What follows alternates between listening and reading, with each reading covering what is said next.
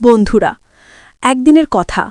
কর্ণ আমার বড় বোন রেখা দিদির সঙ্গে তার ঘরে গোপনে কথা বলছিল। আমি সেই সময় জানালার ছোট্ট রোশনদান থেকে লুটিয়ে তাদের তাকিয়েছিলাম। সুযোগ পেয়েই আমি আমার ফোনের ক্যামেরা দিয়ে তাদের কিছু ছবি তুলে নিলাম।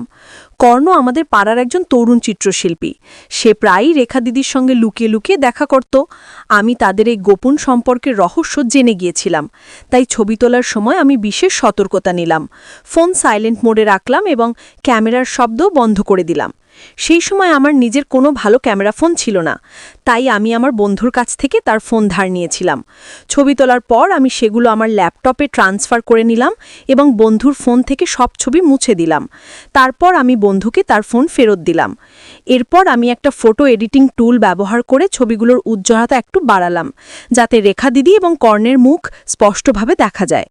তারপর আমি একটা রঙিন প্রিন্টার দিয়ে সেই ছবিগুলো প্রিন্ট করে নিলাম। এখন আমি শুধু সঠিক সময়ের অপেক্ষায় ছিলাম। আমার ইচ্ছা ছিল যে এই ছবিগুলো রেখা দিদির সামনে এনে তাকে ভয় দেখাবো এবং আমার কথা মানাতে বাধ্য করব। আমি এমন একটা পরিস্থিতির অপেক্ষা করছিলাম যখন কর্ণ শহরের বাইরে থাকবে এবং রেখা দিদি ঘরে একা থাকবে। আমার ভয় ছিল যে যদি রেখা দিদির আগে থেকেই আঁচ পাওয়া যায় যে আমি তাদের এবং কর্ণের সত্যিকারের সম্পর্ক জানি, তাহলে সে কর্ণকে বলে দেবে এবং দুজনে মিলে আমার কাছ থেকে এই ছবিগুলো সরানোর চেষ্টা করবে। তাই আমি প্রতিটা পদক্ষেপ সাবধানে নিলাম, যাতে তাদের আমার পরিকল্পনার সামান্যতম আঁচও না থাকে। প্রায় 2 মাস পর সেই সোনালী সুযোগ এসেই গেল। কর্ণ 1 সপ্তাহের জন্য তার গ্রামে গিয়েছিল এবং রেখা দিদি বাড়িতে একা ছিল। সেই সময়ে আম্মু কয়েকদিনের জন্য গ্রামে যেতে বাধ্য হয়েছিলেন এবং আব্বু তার অফিসের কাজে শহরের বাইরে ছিলেন। এখন বাড়িতে শুধু আমি এবং রেখা দিদি রইলাম। আমি ভাবলাম যে এর চেয়ে ভালো সুযোগ আর মিলবে না, এবং আমি সঙ্গে সঙ্গে আমার পরিকল্পনা নিয়ে কাজ শুরু করলাম। আমি রেখা দিদির ছবিগুলো একটা খামে ভরে তার উপর তার স্বামীর নাম লিখে দিলাম। আমি এমন ভান করলাম যে এই খামটা ডাকের মাধ্যমে এসেছে। সেই দিন যখন আমি কলেজ থেকে ফিরলাম তখন খামটা হাতে নিয়ে বাড়িতে ঢুকলাম। আমি সোজা রান্নাঘরের দিকে গেলাম এবং সেখান থেকে রেখা দিদিকে ডাকলাম। সে তার ঘর থেকে বেরিয়ে এলো। সেই সময় সে নীল রঙের একটা গাউন পরেছিল। তাকে দেখে আমার হৃদস্পন্দন একটু বেড়ে গেল, কিন্তু আমি নিজেকে সামলে নিলাম এবং খামটা তার হাতে গুজে দিয়ে বললাম, দিদি, এটা বাইরে রাখা ছিল, সম্ভবত ডাকওয়ালা রেখে গেছে। রেখা দিদি কিছুটা আশ্চর্য হয়ে খামটা নিল এবং তা গভীরভাবে দেখতে লাগলো। আমি পাশের একটা চেয়ারে বসলাম এবং বললাম, দেখো না দিদি, এটা কার হতে পারে? তিনি উত্তর দিলেন, জানি না, শ্বশুর বাড়ি থেকে তো এমন কিছু আসে না। তারপর তিনি খামটা খুললেন এবং ভিতরের ছবিগুলো বের করলেন। প্রথম ছবিটা দেখা মাত্র তার চোখ ছানা বড়া হয়ে গেল এবং মুখ একদম ফ্যাকাশে হয়ে গেল। সে ভয়ে কাঁপতে লাগলো এবং কিছু বলতে পারল না। আমি আস্তে করে জিজ্ঞেস করলাম, কি হলো দিদি, সব ঠিক তো? সে চমকে আমার দিকে তাকালো এবং দুঃখের সুরে বলল, হ্যাঁ। তারপর তাড়াতাড়ি বলে, সম্ভবত এটা তাদের জন্যই এসেছে, আমি এটা সামলে নিচ্ছি।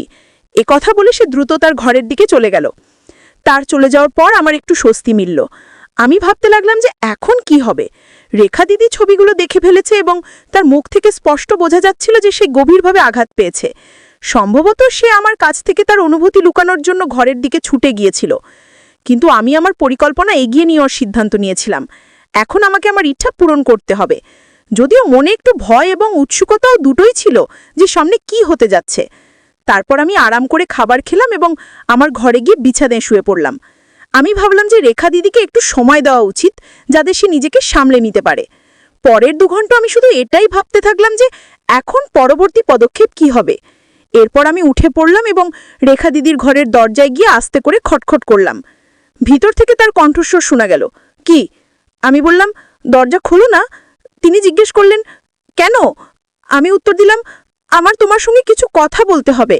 সে কিছুটা বিরক্ত হয়ে বলল, এখন আমাকে বিরক্ত করো না, আমি ক্লান্ত হয়ে পড়েছি। আমি আবার বললাম, শুধু 1 মিনিটের জন্য খুলে দাও। কিছুক্ষণ নীরবতার পর সে দরজা খুলে দিল এবং আমাকে ভিতরে আসতে দিল।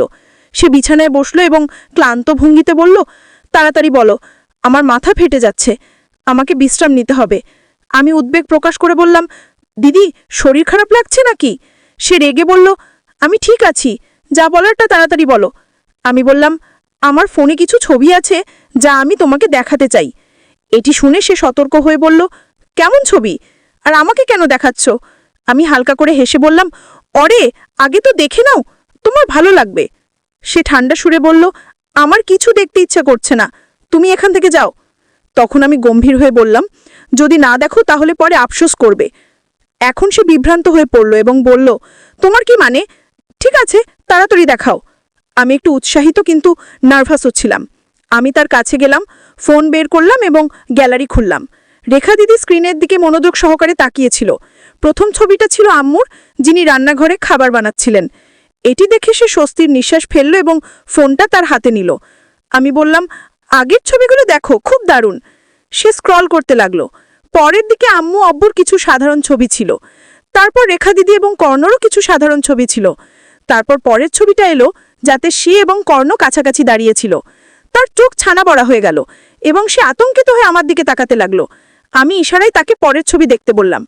পরের ছবিতে সে এবং কর্ণ একে অপরকে জড়িয়ে ধরেছিল। এইটি দেখে সে রেগে আমার কাছে এসে বলল, বদমাস, এই ছবিগুলো তুমি কোথা থেকে পেলে? আমি দ্রুত ফোনটা তার হাত থেকে ছিনিয়ে নিলাম। সে ফোনটা ফেরত নেওয়ার চেষ্টা করলো, কিন্তু আমি তা আমার পকেটে রাখলাম।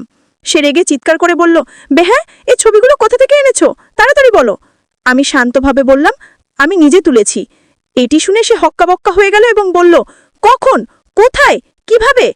আমি শান্ত সুরে বললাম, আমি তোমার এবং কর্ণের সম্পর্কে সব জানি। এই ছবিগুলো আমি গোদামের জানালা থেকে তুলেছি। এটি শুনে সে বুঝতে পারল না যে কি করবে এবং ফুপিয়ে ফুপিয়ে কাঁদতে লাগলো। আমার সব শেষ হয়ে গেল, আমার জীবন ধ্বংস হয়ে গেল। সে বকবক করতে করতে বিছানায় ঢলে পড়ল এবং বালিশে মুখ গুজে জোরে জোরে কাঁদতে লাগলো। আমি নিঃশব্দে বিছানার পাশে বসলাম এবং তাকে দেখতে লাগলাম। সে সেখানেই পড়েছিল, হাওমাও করে কাঁদছিল। তার নীল গাউন তার শরীরের সঙ্গে লেগে গিয়েছিল, যার কারণে তার গরম স্পষ্ট দেখা যাচ্ছিল। কিছুক্ষণ পর যখন তার কান্না একটু কমলো, আমি তার কাঁধে হাত রেখে বললাম, দিদি, এখন বাস করো, উঠো। কিন্তু সে কাঁদতেই থাকলো। কিছুক্ষণ পর আমি আবার বললাম, দিদি, আমি এই ছড়িগুলো কারো দেখাবো না, আমার উপর বিশ্বাস করো। এটি শুনে সে ধীরে ধীরে মাথা তুলল এবং আমার দিকে তাকালো। তার মুখের রাগ স্পষ্ট দেখা যাচ্ছিল। আমি বললাম, যেমন আছো তেমনই দেখছি। সে ক্ষিপ্ত হয়ে বলল, তোর কি মানে?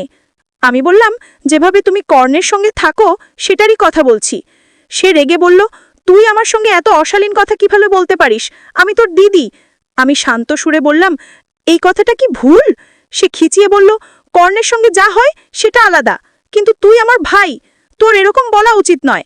আমি তাকে তিরস্কার করে বললাম, যখন কর্ণের সঙ্গে ছিলি তখন তোমার ইদ্যত কোথায় গিয়েছিল?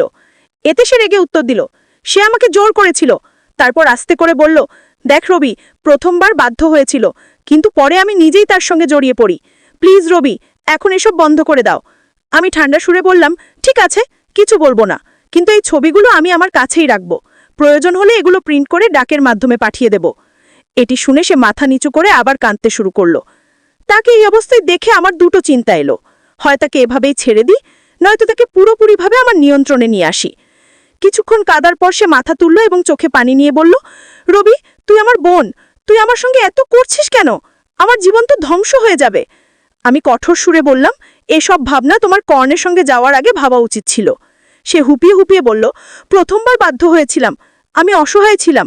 আমি স্পষ্ট করে জিজ্ঞেস করলাম, কিন্তু পরে তো তুমি নিজের ইচ্ছায় তার সঙ্গে ছিলে, এতে আমার কি দোষ? সে ফাফাই দিল, রবি, তোর জিজু বাইরে থাকে, আমারও নিজের জীবন আছে, নিজের স্বপ্ন আছে, তুই এত করছিস কেন?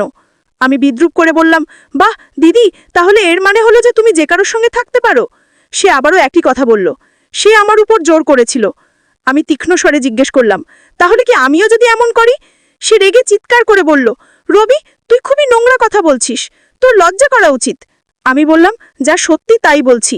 সে বলল, ভাই এরকম করে না। আমি জিদ ধরে বললাম, ভাই বোনের সম্পর্ক তো তোমার মধ্যে ছিলই না, যদি থাকতো তাহলে তুমি এরকম করতে না। যখন সে জবরদস্তি করেছিল তখন তোমার আমাকে বলা উচিত ছিল। এদেশে কাঁদতে কাঁদতে বলল, ভাই আমি মরে যাব। আমি কঠোরভাবে বললাম, দিদি, এতে কিছু পরিবর্তন হবে না, সত্যি তো সামনে আসবেই। তখন সে কাঁদতে কাঁদতে বলল, তুই আমার কাছ থেকে প্রতিশোধ নিচ্ছিস, তাই এসব করছিস। আমি বললাম, মেনে নাও, ঠিক তাই, বোন হলেও কি, যখন তুই অন্য কারোর সঙ্গে থাকতে পারিস তখন আমাকে কেন থামাস? এখন সে আরো জোরে কাঁদতে লাগলো। সে তার মুখ হাত দিয়ে ঢেকে নিল এবং হাউমাউ করে কাঁদতে লাগলো। কিন্তু আমি আমার সংকল্প থেকে টসটস করে নড়লাম না, কারণ আমি পিছিয়ে যাওয়ার মতো ছিলাম না। প্রায় ২০ মিনিট পর সে কান্না বন্ধ করে আমার দিকে তাকিয়ে বলল, রবি, তুই সত্যি আমার কাছ থেকে এমন জিনিস চাইছিস যা অমূল্য? আমি বললাম, হ্যাঁ দিদি, যদি তুমি চাও যে এই ছবিগুলো কেউ না দেখে তাহলে তোমাকে আমাকে দিতে হবে। সে বলল, কিন্তু রবি, তুই আমার ভাই। হে ভগবান, আমি কি করছি? এবং সে আবার কাঁদতে লাগলো। আমি শান্ত স্বরে বললাম, দিদি, এসব তোমার নিজের করার ফল। যদি চাও যে এই কথা গোপন থাকে, তাহলে তোমাকে টাকা দিতে হবে। সে কিছুক্ষণ ভেবে বলল, ঠিক আছে, আমি দেব। কিন্তু রবি, এটা ভুল। আমি আমার সিদ্ধান্ত শুনিয়ে দিলাম। দিদি, তুমি যেমন আছো তেমনই থাকবে। আমার শুধু কর্ণের সঙ্গে তোমাকে দেখে রাগ হচ্ছিল, কিন্তু এখন যা চাইব তাই হবে। সে বোঝানোর সুরে বলল, রবি, যৌবনে কিছু খেয়াল আসা স্বাভাবিক, কিন্তু এমন করা ঠিক নয়। আমি ঠান্ডা স্বরে বললাম, আমার কোনো ফার্ক পড়ে না। আগে এটা তোমার ইচ্ছার বিরুদ্ধে ছিল, কিন্তু এখন আর নয়। সে রেগে বলল, তুই আমার ভাই, এমন কাজ কিভাবে বলতে পারিস? আমি একটু জোরে আওয়াজে বললাম, যেমন তুমি কর্ণের সঙ্গে করেছো। প্রথমে মানা করেছিলে, পরে নিজেই মেনে গেছো। মানে তোমার সব জানা ছিল। এখন সে একটু সুস্থ বোধ করছিল। তার